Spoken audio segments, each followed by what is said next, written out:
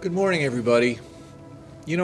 As I woke up this morning, I was thinking that it's a really difficult time in the world right now. We all realize that. We're dealing with a pandemic, we're dealing with being stuck at home, we're dealing with fires and hurricanes and tornadoes here in the United States, bombs going off in Lebanon, trouble still in Syria.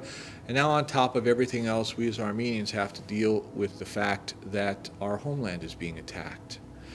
And it's not just any kind of attack.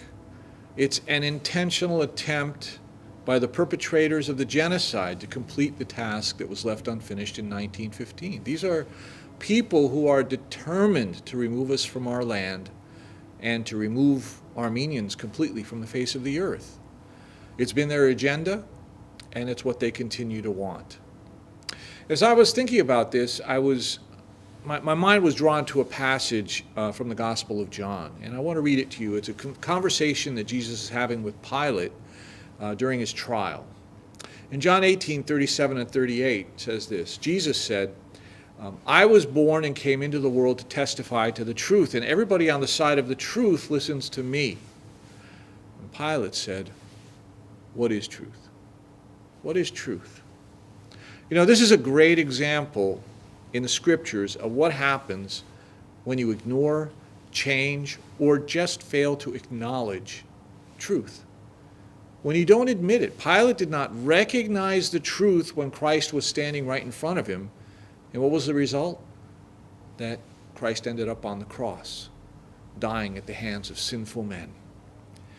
For over a century, much of the world has failed to recognize the truth about the Armenian genocide. They've failed to admit it. Now, some countries have acknowledged it. Well, unfortunately, even our own country, America, has not. And the criminals who perpetrated this crime against humanity have not been called to account. The truth has not been acknowledged. And because truth was forgotten, denied, ignored, and not dealt with, this is the result. The nation responsible was never punished and never paid the price for their crimes. They have no reason to even understand or have any deterrent to doing it again. And so today, that same nation feels it could continue its agenda of genocide against our people. When truth is not served and justice is not achieved, the sins of the past return, continue, and haunt us.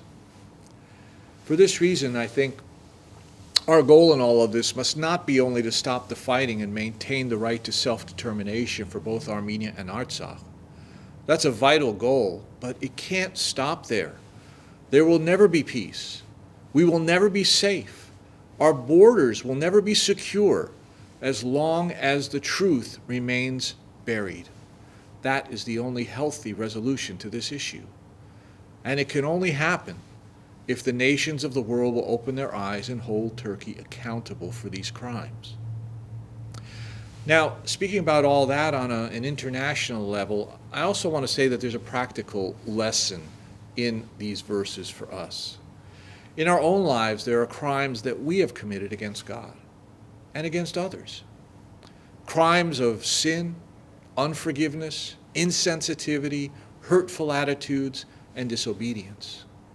And we too must be willing to acknowledge the truth in our own lives, to seek forgiveness, to be held accountable. If we can't do this in our own personal lives, how can we expect an unbelieving world to do it on a national level?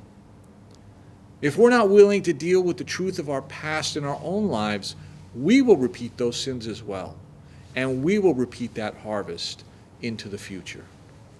So I would encourage you today to take some time, first of all, to lift up your prayers for Armenia and Artsakh, for the people that are struggling, for those who are shedding their blood on the front lines. I would ask you to pray as well that the world may acknowledge their truth so that that truth might set them free.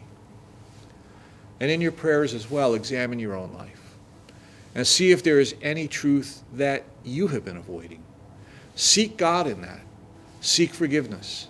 Seek restitution.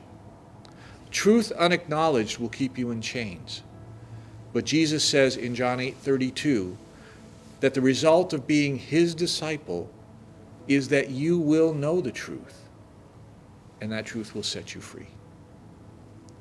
God bless you. Have a great day. Spend some time in prayer and think about these things. God bless.